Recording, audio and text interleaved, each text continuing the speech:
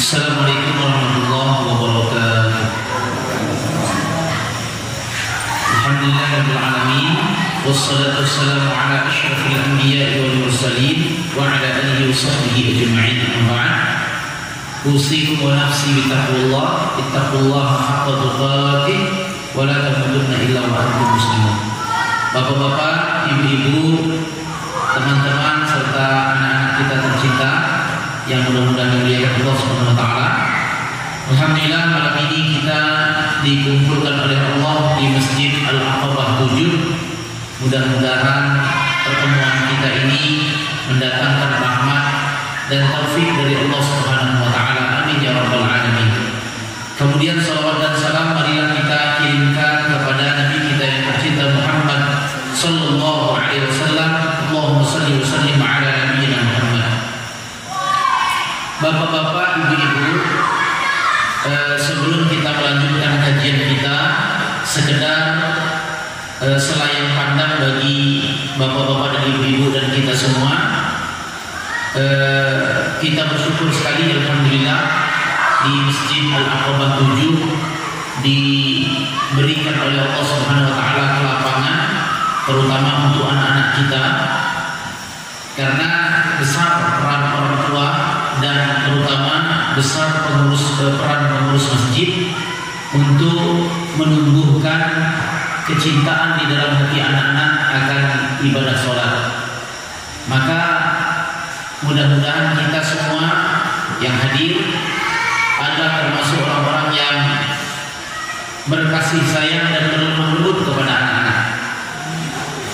Karena Rasulullah SAW, beliau adalah orang yang paling memuliakan anak-anak. Dulu pernah ada seorang anak kecil berumur 6 tahun bernama Abu Umair. Abu Umair umurnya 6 tahun. Ketika itu dilihat oleh Rasulullah SAW dalam keadaan menangis, jongkok dan menangis. Di hadapannya ada burung pipit namanya Nughair. Nughair itu adalah nama yang dikasih oleh Abu Umair. Abu Umair punya burung pipit dikasih namanya Nughair. Jadi burung pipit itu mati. Ketika burung pipitnya mati, maka Abu Umair jongkok dan menangis di depan burung pipitnya. Lewat Rasulullah SAW, maka Rasulullah SAW pun mengambil posisi yang sama seperti Abu Umair, jongkok berhadapan dengan Abu Umair, dan di antara keduanya burung pipit yang sudah mati namanya Nughair. Kemudian Rasulullah SAW mencandai Abu Umair dengan perkataannya, dengan sabdanya, "Ya Abu Umair, ma fa'ala Nughair." Wahai Abu Umair, apa yang telah dilakukan oleh si Nughair? Kemudian Abu Umair tersenyum karena dicandai oleh Rasulullah Sallallahu Alaihi Wasallam. Itu kalau dalam bahasa orang Arab itu candaan, karena burung yang sudah mati tidak bisa ngapa-ngapain. Maka besar peran terutama kaum muslimin yang ada di dalam masjid, sangat besar sekali perannya untuk menumbuhkan kecintaan di dalam hati anak-anak akan melaksanakan sholat. Dan mudah-mudahan kita semua termasuk pengurus masjid dan kaum muslimin yang ada di Masjid Al-Aqabah 7 senantiasa membimbing, membelai anak-anak kita untuk cinta masjid. Karena di sebahagian tempat yang lain tidak sedikit masjid yang ditakuti oleh anak-anak. Fobia. Dulu Ustaz pernah di komplek Ustaz, ada 2 orang, 3 orang anak-anak yang datang, kemudian Ustaz belikan ciki-ciki. Kemudian keesokan harinya sekampung datang, karena sambil sholat dapat ciki-ciki. Tapi sebahagian orang tua yang lain, pengurus masjid yang lain marah karena masjidnya diributi oleh anak-anak. Tapi dalam syariat pandangan agama Islam, kalau yang ribut anak-anak itu tidak apa-apa. Jangan ada bapak-bapaknya yang ribut ya. Karena Rasulullah dulu pernah sujud dinaiki oleh Hasan dan Husain. Husain. Sampai Rasulullah itu sujudnya lama. Para sahabat menyangka turun wahyu.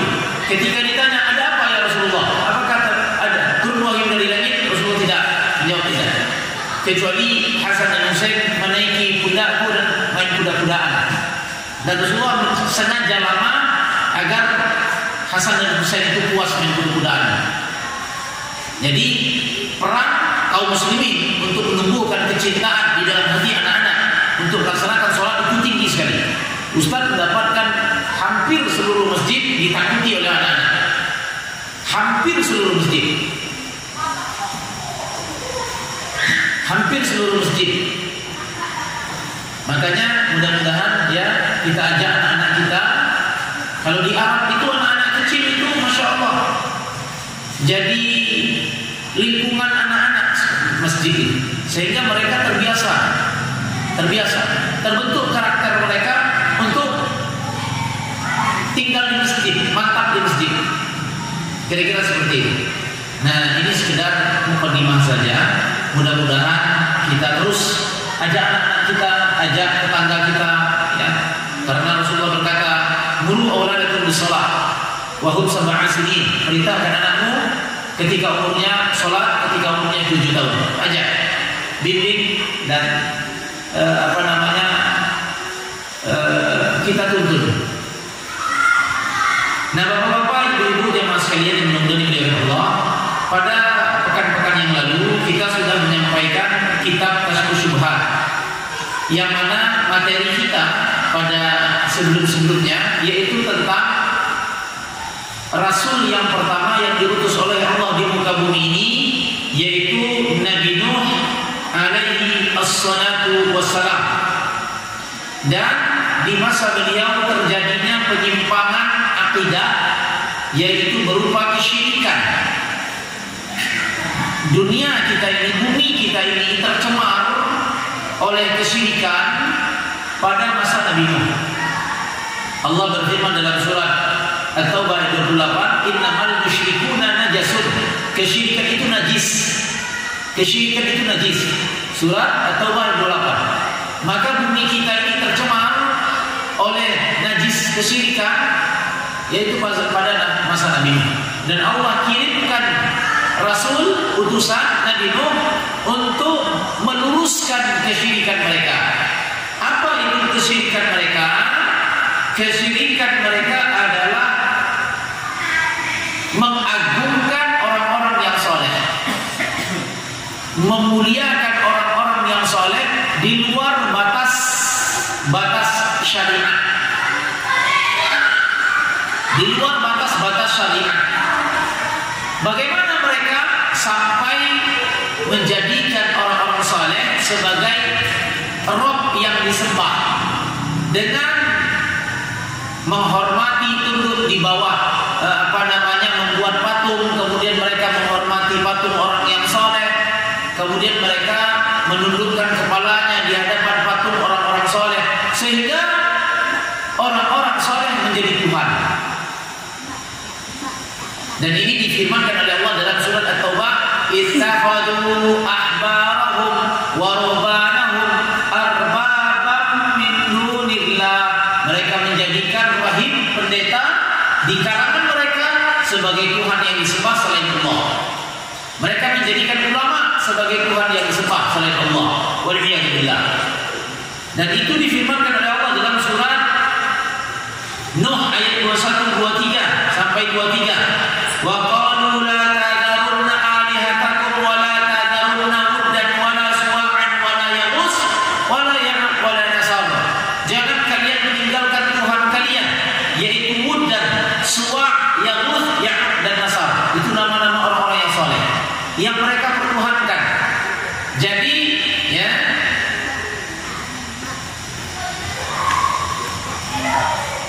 nggak boleh memuliakan orang-orang yang soleh lebih daripada batasan-batasan syariat. Ya, para ulama yang kita ikuti dari mereka adalah dalil-dalil yang benar yang disampaikan oleh mereka dengan pemahaman yang benar. Itu yang kita ikuti. Sehingga Imam Syafi'i, semoga Allah merahmati beliau, Imam Syafi'i sangat membenci taklid buta. Taklid buta itu pokoknya si A, pokoknya si B. Yang benar itu si A, pokoknya yang benar itu si B. Benar salah diikuti, tidak benar, tidak boleh. Jadi yang kita ikuti dari para ulama adalah Al-Quran yang mereka sampaikan, hadis yang mereka sampaikan dengan pemahaman yang benar. Dengan pemahaman yang benar, itu yang kita ikuti. Ya. Nah, Bapak-bapak para hadirin, di dalam pada masa Nabi Nuh terjadi kesyirikan. Maka kita lanjutkan pada malam ini, insya Allah, Kasbus Syubhatnya, kitab Kasbus Syubhatnya, menyingkap tabir syubhat dalam masalah akidah. Pada halaman 30, halaman 20 maksudnya, disebutkan di sini wahwa kasar suarha mulai salihin.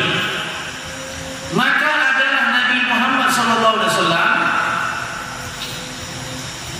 termasuk tugas inti beliau di muka bumi ini. Tugas inti beliau di muka bumi ini adalah menghancurkan segala bentuk kesyirikan. Makanya beliau ketika pindah dari kota Madinah, setelah beliau mukim di sana 10 tahun, pulang kampung ke Mekah bersama 10.000 kaum muslimin, disebut dengan Fathul Makkah, penguasaan kota Mekah. Maka yang pertama sekali dilakukan oleh Rasulullah SAW adalah menghancurkan berhala-berhala yang ada di dalam Ka'bah.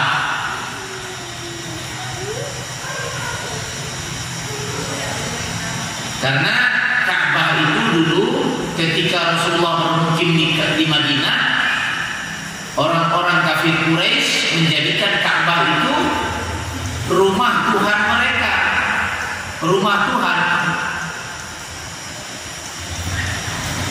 Dan di Ka'bah itulah terjadi sesajen. Jadi sesajen itu bukan budaya Jawa, bukan budaya Indonesia. Sesajen itu budaya orang kafir. Di Ka'bah itu dulu, di sanalah Abu Sufyan, Umayyah bin Khalaf, Abu Jahal, Abu Thalib mendapatkan harta kekayaan mereka. Di sana, dari Ka'bah itu. Kenapa? Dalam Ka'bah itu ada berhala Tuhan-Tuhan.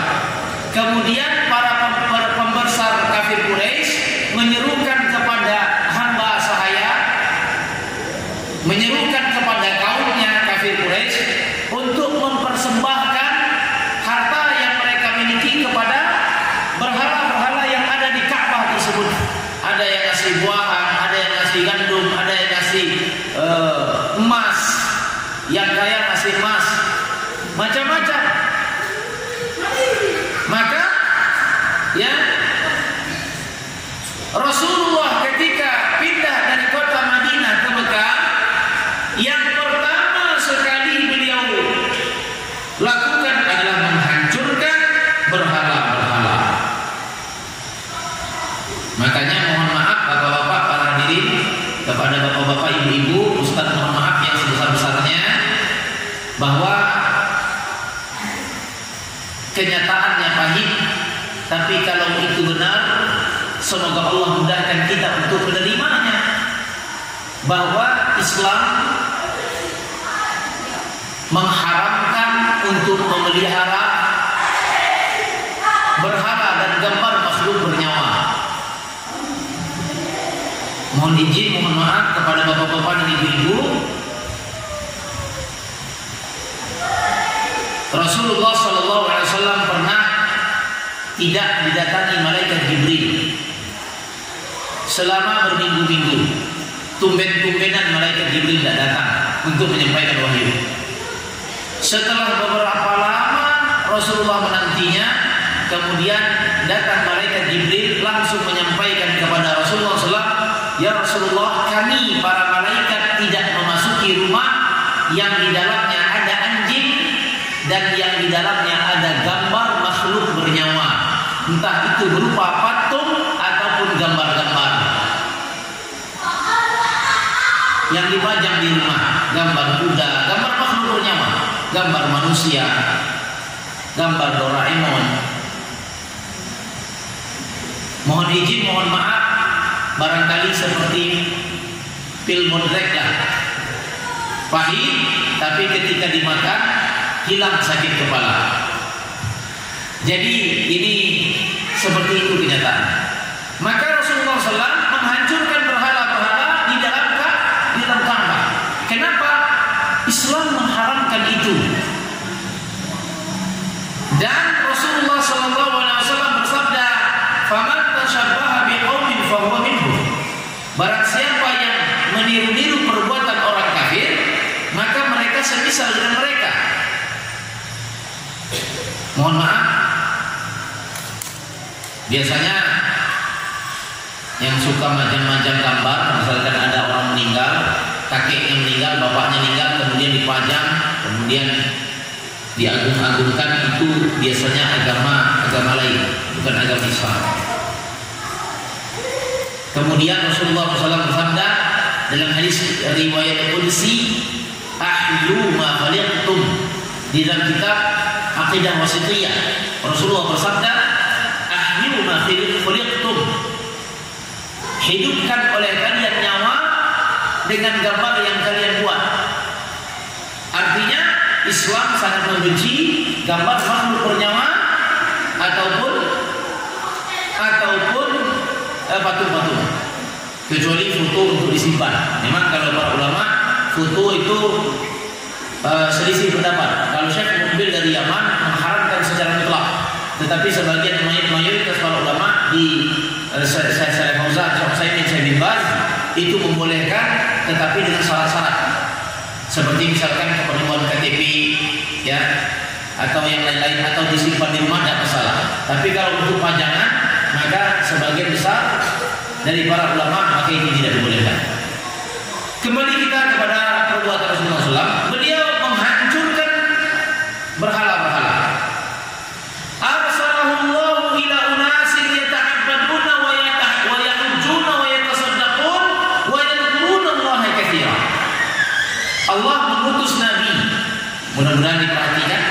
Allah mengutus Nabi kepada manusia untuk didakwahi, mengajak beriman kepada Allah, beribadah kepada Allah. Allah mengutus Nabi kepada kaum, kepada manusia yang rajin sedekah, rajin zikir, rajin naik haji.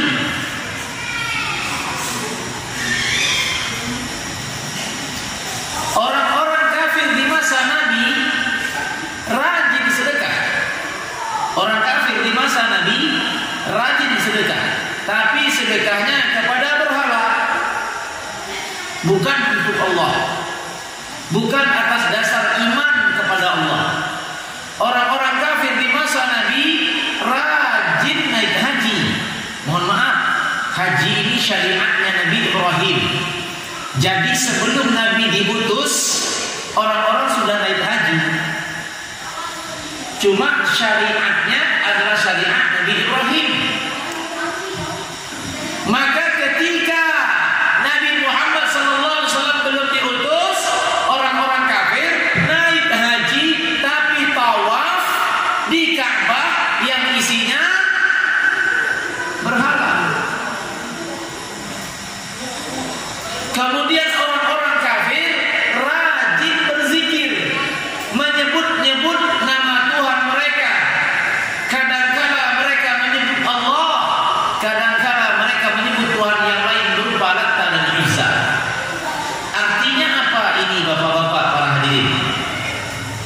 Artinya bahwa Nabi Muhammad SAW diutus oleh Allah untuk berdakwah, mengajak manusia untuk beriman kepada Allah, untuk muslim kepada Allah, berserah diri kepada Allah, beriman kepada Allah, kemudian melakukan ibadah dengan ibadah yang benar, yang dituntut oleh agama kita melalui ajaran Nabi kita yang mulia Muhammad sallallahu alaihi wasallam.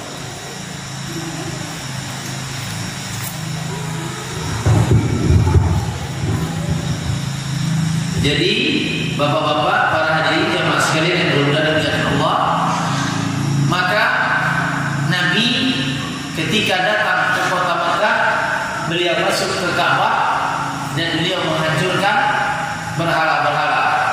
Sambil beliau menghancurkan berhala, beliau membaca ayat surat Al-Imran ayat 81. Laqad ja'al haqq wa zahaqal batil innal batila kana zahuqa. Sambil menghancurkan berhala, Rasulullah membaca ayat ini. Laqad ja'al haqq wa zahaqal batil innal batila kana zahuqa. Sambil baca itu sambil dihancurkan berhala. Telah datang kebenaran, maka sirnalah kebatilan. Maka sesungguhnya kebatilan itu benar-benar akan sirna. Nah, bapak-bapak, para hadirin jamaah sekalian yang mudah-mudahan dicintai serta dimuliakan oleh Allah Subhanahu wa taala, maka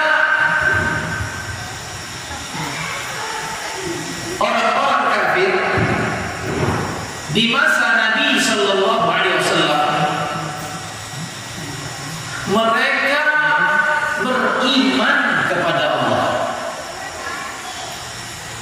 Sampai-sampai di dalam Al-Quran Allah berfirman, "Wala in sa'altahum man khalaqakum la yaqulunna Allah." Ketika ditanyakan kepada orang kafir, siapakah yang menciptakan kalian? Mereka menjawab, yang menciptakan kami adalah Allah. Tapi cuma sebatas iman. Ketika diajak beribadah kepada Allah, tidak mau. Diajak sholat, tidak mau. Kalau diajak beribadah, giliran ibadah, nyembahnya nyembah berhala. Maka wal'iyadu billah, kita memohon perlindungan kepada Allah dari penyakit dan virusnya orang-orang kafir. Menyatakan iman kepada Allah tapi tidak mau beribadah kepada Allah. Asyhadu an la ilaha illallah wa asyhadu anna Muhammadar Rasulullah, tapi sholatnya absen, puasanya absen, puasanya lewat, sholatnya lewat. Tapi ketika dikatakan kalian muslim atau tidak? Muslim. Beriman kepada Allah, beriman. Sholat atau tidak? Ya, kadang-kadang. Kadang sholat, kadang tidak. Nah, mohon maaf bapak-bapak dan ibu-ibu, iman butuh bukti. Iman butuh bukti, tidak hanya sebatas ikrar, tetapi ikrar dengan lisan, keyakinan dengan hati, dan bukti dengan amalan perbuatan. Bapak-bapak dan ibu-ibu, para hadirin jemaah sekalian yang mudah-mudahan dimuliakan Allah, orang-orang kafir mereka menyembah berhala litaqarrubihim ilallahi zulfa. Mereka beranggapan bahwa berhala tersebut sebagai perantara untuk mendekatkan diri kepada Allah. Orang-orang kafir beribadah kepada Allah tetapi melalui perantara. Perantaranya apa? Berhala. Kenapa? Berhala ini bisa mendekatkan diri mereka kepada Allah. Maka mohon maaf, Rasulullah diutus untuk meluruskan akidah ibadah kita semua. Maka ibadah umat Islam, ibadahnya orang beriman, tidak boleh pakai perantara.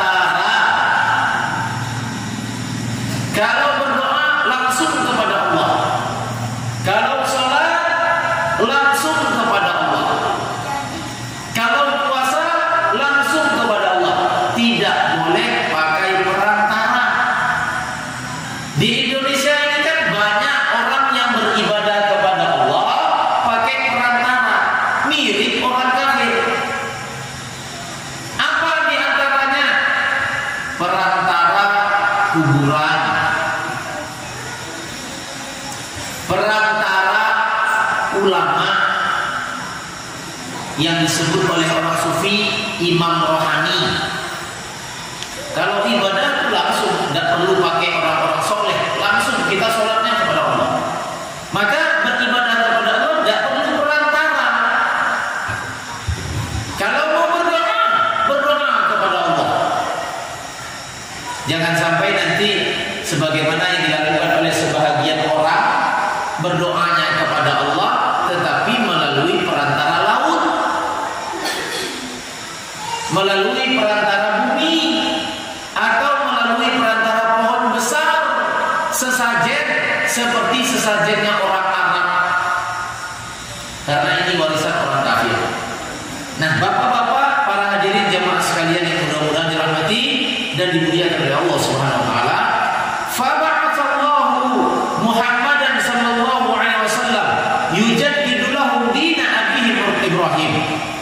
Maka Nabi Muhammad sallallahu alaihi wasallam diutus oleh Allah kepada orang-orang kafir di kota Mekah dan kepada umat manusia seluruhnya adalah dalam rangka kembali menghidupkan ajaran bapak moyang mereka, yaitu Nabi Ibrahim alaihi salatu wassalam. Agama yang selamat yaitu agamanya Nabi Ibrahim, agamanya para nabi, agamanya para rasul, yaitu apa? Beribadah kepada Allah dan tidak berbuat syirik. Allah berfirman, "Tsumma auhayna ilaika an ittabi' millata Ibrahim hanifa wa ma kana minal musyrikin." Wahai Muhammad, kami wahyukan kepada engkau, kami perintahkan kepada engkau untuk mengikuti agama Ibrahim. Agama Ibrahim yaitu agama yang hanif, bertauhid kepada Allah dan tidak berbuat syirik. Adapun Nabi Ibrahim bukanlah tergolong dari kaum musyrikin. Mohon maaf bapak-bapak, para hadirin jemaah sekalian, penyakit yang sangat mudah tersebar dalam masalah agama adalah penyakit akidah berupa virus kesyirikan. Tingkat penyebarannya tinggi. Kenapa? Pertama, karena potensi manusia untuk belajar ilmu agama itu lemah, sangat sedikit sekali. Maka ini sangat mudah terjangkit virus syirik. Antibodinya minus. Kan kita tahu pada pekan yang lalu, pekan-pekan yang lalu, kenapa kaum Nabi Musa pada generasi-generasi berikutnya mau menyembah patung Suwa, Yahus, Nasar dan Ya'ud, patung orang-orang saleh. Mereka menyembah patung itu. Kenapa? Karena generasi setelahnya itu jauh dari ilmu. Orang yang minim belajar ilmu agamanya, potensi penyebaran penyakit syiriknya itu tinggi. Ini yang pertama. Kemudian yang kedua, sebagaimana tugas inti para nabi adalah mencegah kesyirikan, maka sekaligus tugas inti iblis dan para hamba sahayanya adalah mengajak kepada kesyirikan. Jadi potensi penyebarannya sangat tinggi sekali. Makanya kita tidak heran untuk wilayah secara parsial saja di Palembang misalkan, kita dapatkan tempat-tempat yang menjadi ajang kesyirikan, terutama kuburan.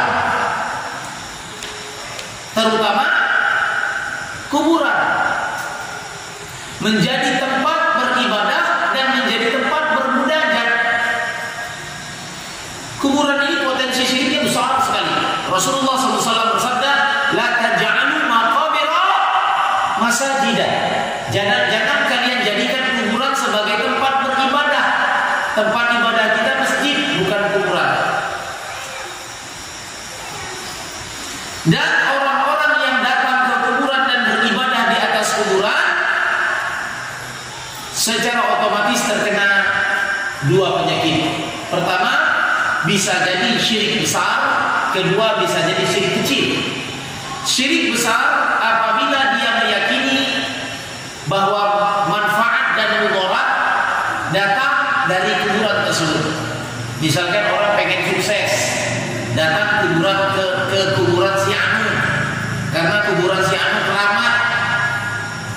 Nanti yang mensukseskannya kuburan si Anu itu yang mensukseskannya.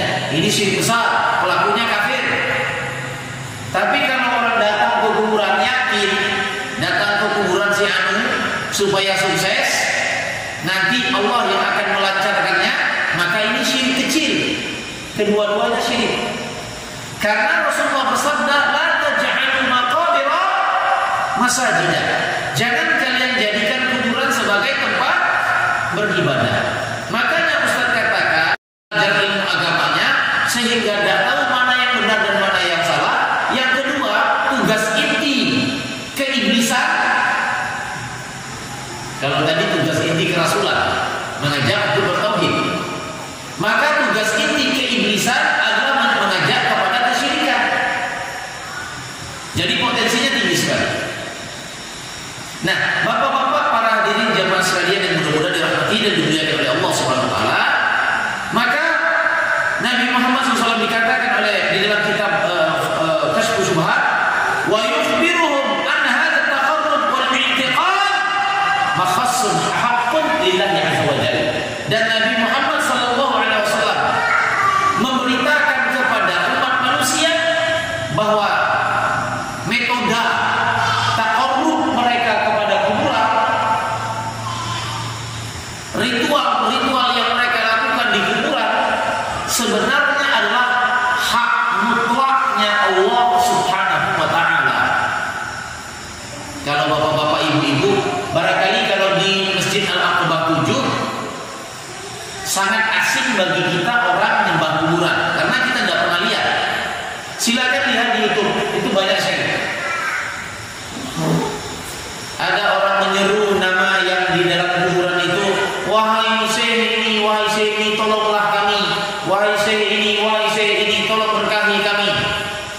Bahkan dulu pernah ada terjadi, ya, orang minta kelancaran segala urusan melalui kuburan.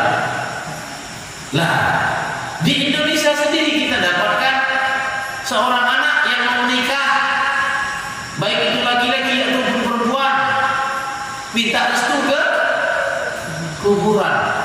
Pertanyaannya, apa urusan mau nikah minta restu ke kuburan?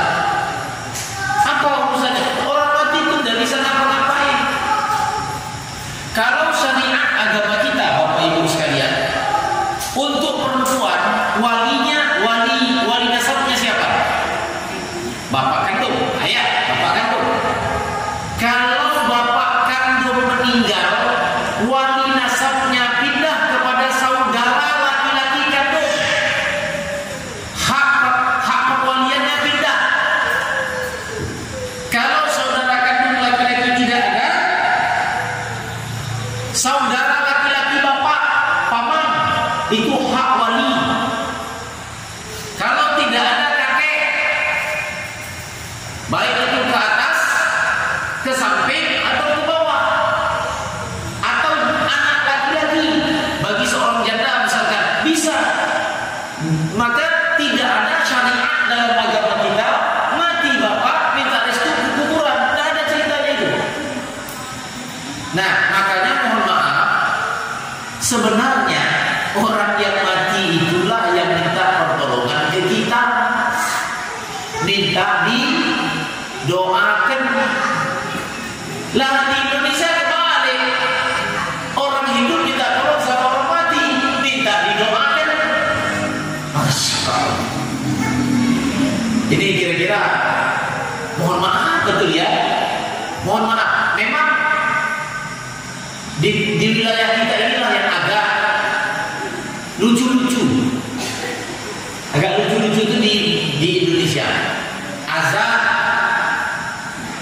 masjid, di kuburan diazanin, orang mati diazanin. Itu enggak ada, itu paling enggak ada. Di Arab saya alhamdulillah Ustaz 9 tahun di Mesir. Belum pernah sama sekali, dan Ustaz pernah mengantar jenazah orang meninggal. Belum pernah Ustaz mendengar orang Arab azab di kuburan. Belum pernah. Nah, adanya di Indonesia. Sama halnya dengan meminta pertolongan atau meminta berkat sama orang mati. Padahal Rasulullah SAW jelas di dalam hadis beliau, "Idza mata ibnu Adam inqata'a lahu 'amaluhu illa min thalath." Orang yang sudah meninggal terputus amalannya, terputus pahalanya. Putus amalan, putus pahala itu ngapain, Pak? Maksudnya apa? Putus pahala, putus amalan, maksudnya tidak bisa lagi mendapatkan pahala dan tidak lagi bisa beramal. Orang yang sudah mati tidak bisa beramal. Mohon maaf. Orang yang meninggal, Allah mencabut ruhnya dan Allah tidak mencabut ingatannya. Kita semua nanti meninggal, Allah tidak mencabut ingatan kita, memori kita Allah tidak cabut.